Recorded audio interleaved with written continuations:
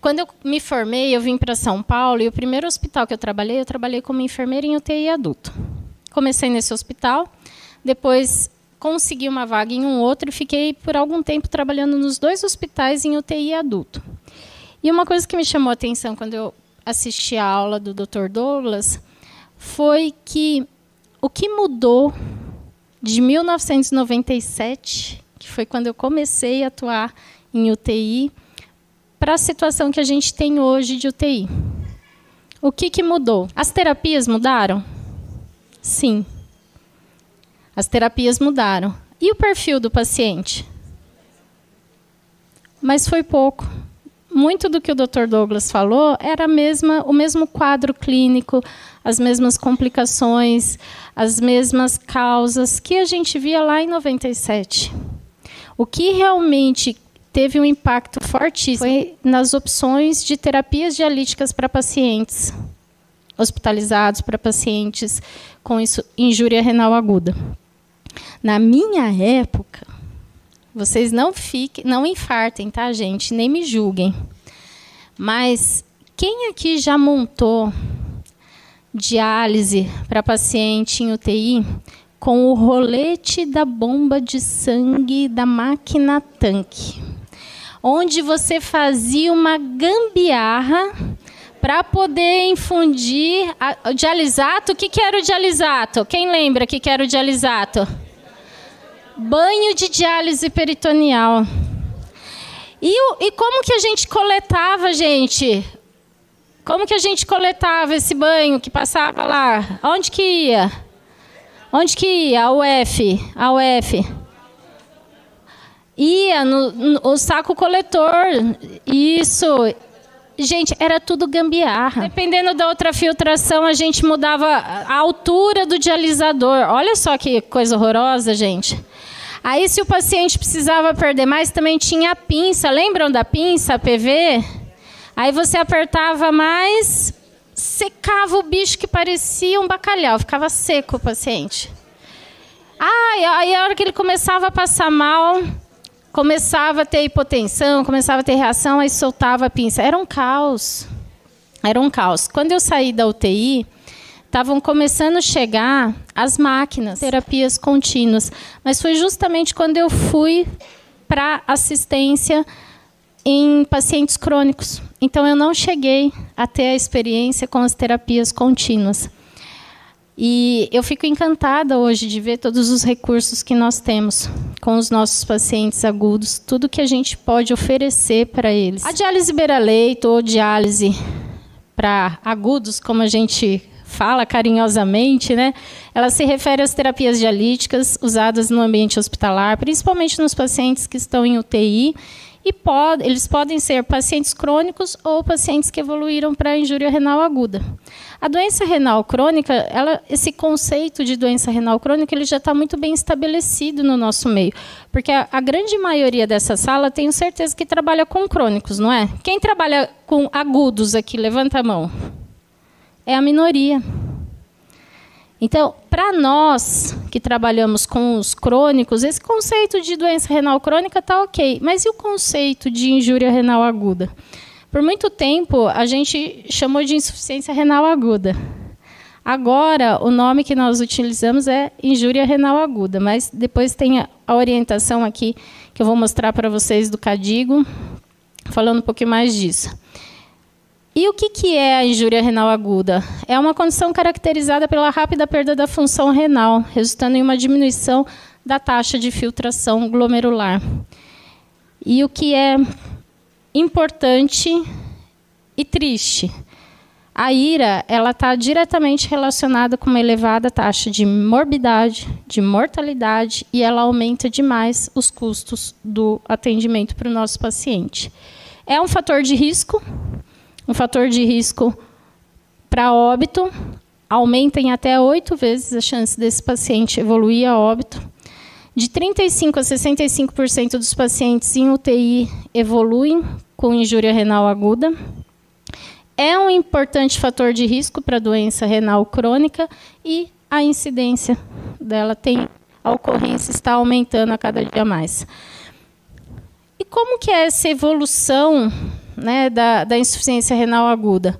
Como que você sai de um rim que funciona normalmente e você pode chegar até a óbito por causa dessa perda renal?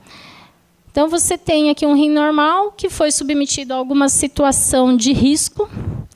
Em função dessa situação de risco, ocorreram danos no tecido renal, redução da taxa de filtração glomerular, falência renal e podendo evoluir a óbito. Esse é o fluxo básico para a evolução. Só que qual é o detalhe? Em todos esses intervalos aqui, nós podemos interferir, nós podemos manejar, nós podemos adequar para a necessidade e para o quadro clínico do nosso paciente. As causas mais comuns que a gente vê na literatura de IRA é insuficiência de perfusão renal por problemas cardíacos, choques, toxicidade por drogas, pode ser medicamentos, contrastes, drogas ilícitas, lesões físicas também podem evoluir para IRA. A sepse, 60%, esse número me deixou chocada, porque eu não tinha esse número atualizado, mas 60% dos pacientes que têm sepse evoluem para IRA. E o pior, todos os pacientes que têm IRA, eles também têm uma maior predisposição para sepse, ou seja, é uma combinação bombástica, né, essas duas juntas, IRA e sepse. E obstrução do trato urinário também pode levar à injúria renal aguda. Aqui, algumas informações que o Douglas apresentou para a gente, a sepse e a injúria, principalmente para os pacientes de UTI. Só para vocês terem uma noção, no Brasil, a sepse é responsável por 25% das ocupações dos leitos em UTI. Ou seja, é um ponto importante de atenção. A média mundial de mortalidade nesses pacientes é em torno de 30% a 40%. No Brasil, é 55%. E 60% dos pacientes vão evoluir para IRA. De 5% a 13% tem necessidade de um suporte renal. E a sepse é a principal causa de IRA. E a IRA aumenta a morbimortalidade, ou seja, é realmente complicado. Quando a gente pensa em IRA, a gente tem que tentar entender um pouquinho mais desse cenário. Então, qual é a causa?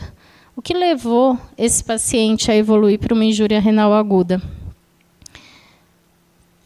Se esse paciente não responder ao tratamento clínico, ele vai precisar de uma terapia. E aí, qual é a terapia que a gente vai indicar para ele? Porque ele está tendo uma lesão do tecido renal, uma perda de função renal, diminuição da taxa de função glomerular, de filtração glomerular, e aí? Como que ele vai dialisar? As leis, a legislação é um BO com os pacientes de IRA, porque muitos serviços acabam adaptando o quê? O que nós temos na RDC 11, que é específica para pacientes crônicos. E, na verdade, a gente precisa realmente de uma legislação para agudos. E a reversão? Alguns pacientes conseguem, sim, recuperar a função. Só para fechar aqui, na questão da lei, nós não temos uma lei federal, mas existem algumas legislações estaduais. Então, a primeira que veio foi a do Paraná.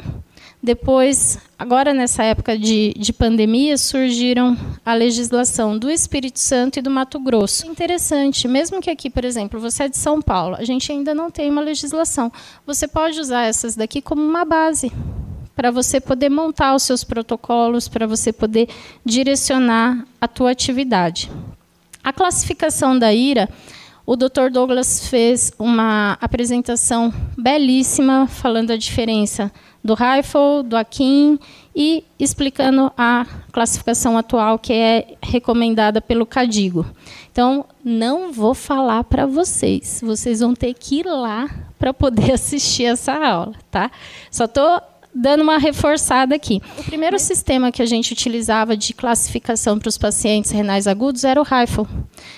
Só que ele foi caindo em desuso. Por quê?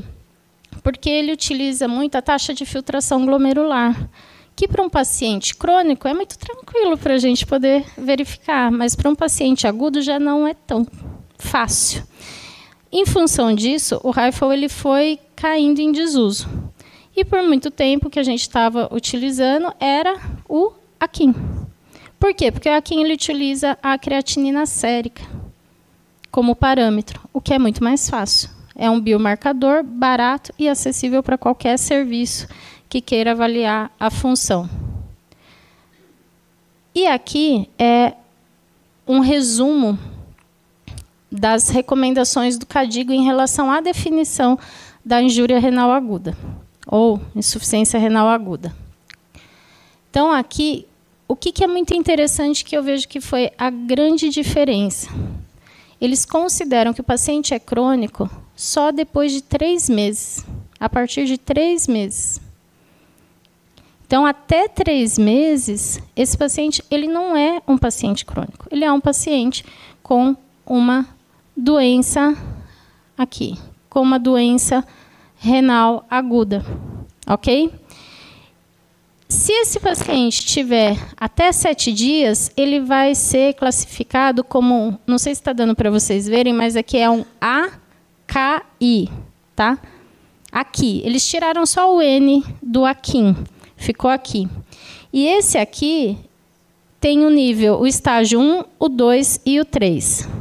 Esse slide que o Douglas apresentou para a gente, ele traz um resumo bem interessante. Então, ó, até 7 dias de lesão aguda, se esse estágio, o estágio 1 do aqui, é quando a creatinina sérica ela está 1,5 acima daquele valor basal inicial. O estágio 2 é quando a creatinina sérica está 2 vezes acima.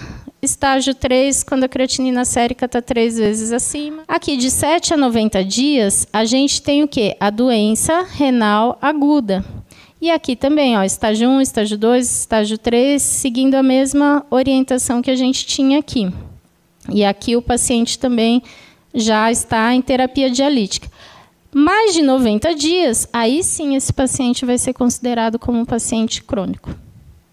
Então, já viram em casos de paciente que ele tem aquele quadro que o médico fala assim, ele está com injúria renal aguda. Beleza, aí recuperou função. Aí daqui a pouco ele tem de novo a perda da função. Aí o médico fala, ele está agora crônico, porque o rim dele parou de funcionar de novo. Não, se tiver dentro, de acordo com essa orientação do KDIGO, se estiver dentro desses 90 dias, ele ainda é um paciente agudo. Então, só a partir de 90 dias é que ele é considerado um paciente renal crônico. Quais são os sinais que a gente observa nos pacientes que têm IRA?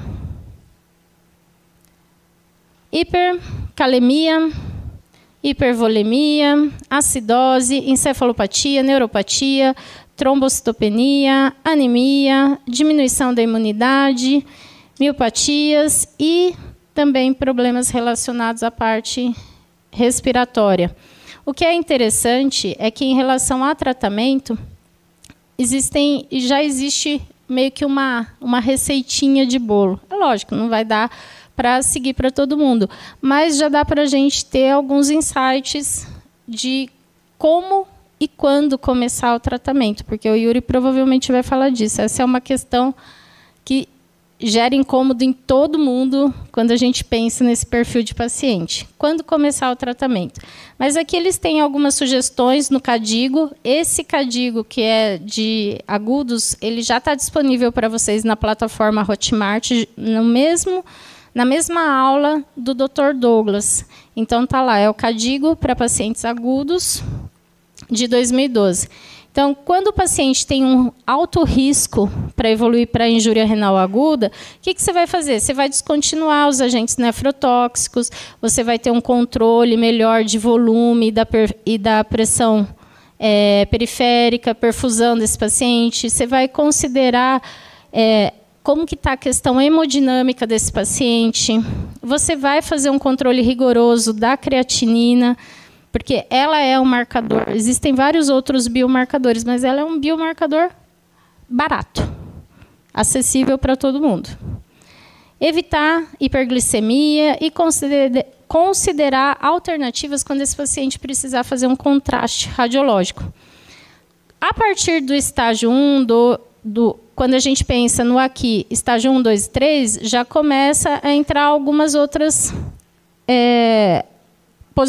posicionamentos.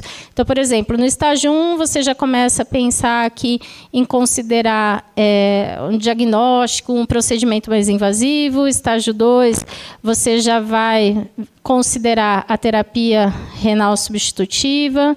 E o 3, você vai já provavelmente estar providenciando um catéter para esse paciente. E a longo prazo, o que a gente observa que pode acontecer com esses pacientes? Qual o desfecho que um paciente que já teve um quadro de injúria renal aguda pode ter? Qual o desfecho que ele pode ter?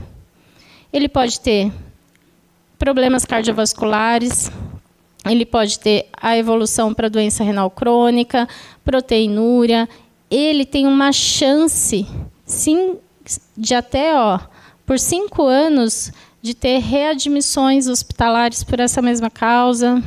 Ele tem um aumento do risco de mortalidade, fraturas ósseas e hipertensão. Ou seja, não é porque ele conseguiu tratar a injúria renal aguda e ter alta do hospital que ele não vai ter nenhum tipo de consequência a longo prazo. E, para finalizar, a indicação da diálise beira-leito agora é o que eu queria colocar.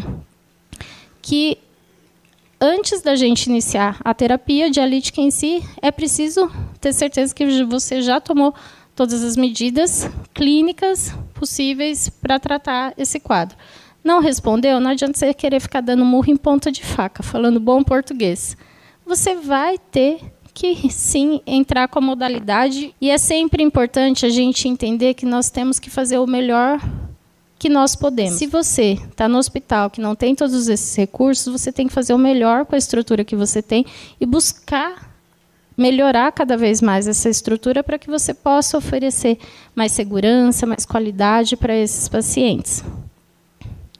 E aqui, uma dica. Se vocês jogarem no Google KDIGO, vai aparecer a página do KDIGO. Você, clicando nessa página, vai ter lá guidelines e depois injúria renal aguda. A hora que você clica, você vai ter essa página aqui com a opção de fazer todos os downloads gratuitos. Ou seja, a gente tem a informação. O que a gente precisa agora é estudar. Tá bom? E lá tem muitas recomendações, são 140 e não sei quantas páginas. Muito obrigada, gente.